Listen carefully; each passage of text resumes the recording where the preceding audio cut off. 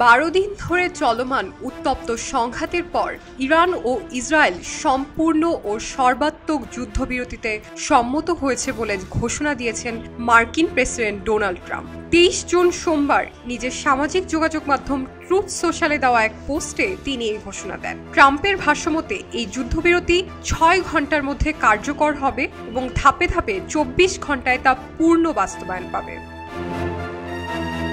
Trump বলেন, Iran ও Israel একটি সম্পূর্ণ যুদ্ধবিরতিতে চূড়ান্তভাবে সম্মত হয়েছে। প্রাথমিকভাবে এই যুদ্ধবিরতি 12 ঘন্টা ধরে চলবে, এরপর যুদ্ধকে সমাপ্ত হিসেবে ঘোষণা করা হবে। তিনি আরও জানান, যুদ্ধবিরতির প্রথম ধাপে ইরান একতরফাভাবে সকল সামরিক অভিযান বন্ধ করবে এবং 12 ঘন্টা পর ইসরায়েলও আনুষ্ঠানিকভাবে এতে যোগ দেবে। গ্রিনিচ মান সময় অনুযায়ী যুদ্ধবিরতি শুরু হবে ভোর 4টা থেকে, যা বাংলাদেশ সময় সকাল 10টা।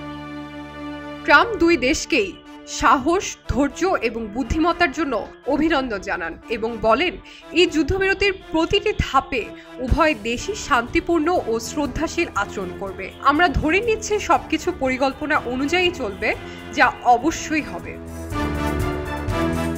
যদিও ট্রাম্প যুদ্ধবিরতির ঘোষণা দেন, ইরান ও ইসরায়েলের পক্ষ থেকে আনুষ্ঠানিকভাবে কোনো নিশ্চিতকরণ তখন পাওয়া যায়নি। তবে 24 জুন মঙ্গলবার কাতার ভিত্তিক সংবাদ মাধ্যম আল জাজিরা জানায়, ইরানি প্রেস টিভি ও ইসরায়েলের কয়েকটি সংবাদ মাধ্যম যেমন ওয়াইনেট, চ্যানেল 12, জেরুজালেম পোস্ট যুদ্ধবিরতির বাস্তবায়ন শুরু হওয়ার খবর দিয়েছে।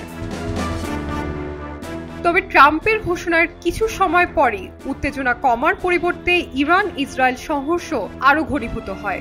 ইরানের রাজধানী তেহরানের উত্তর ও পূর্বাঞ্চলে বিস্ফোরণের শব্দ শোনা যায় বলে মেহের নিউজ জানায়। পাশাপাশি ইরান একাধিকবার ইসরায়েলের দক্ষিণাঞ্চলে ক্ষেপণাস্ত্র হামলা চালায়, যার ফলে 3 জন নিহত হয় বলে জানিয়েছে টাইমস অফ ইসরায়েল।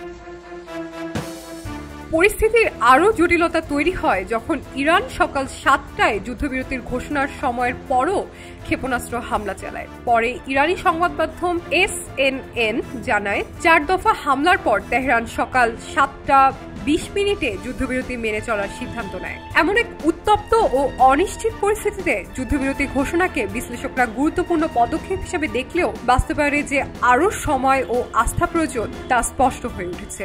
যুদ্ধবিরতির দীর্ঘস্থায়ী কার্যকরতা নির্ভর করবে উভয় দেশের আন্তরিকতা ও আন্তর্জাতিক পর্যবেক্ষণের সফলতাপূর্ণ তদারকির উপর।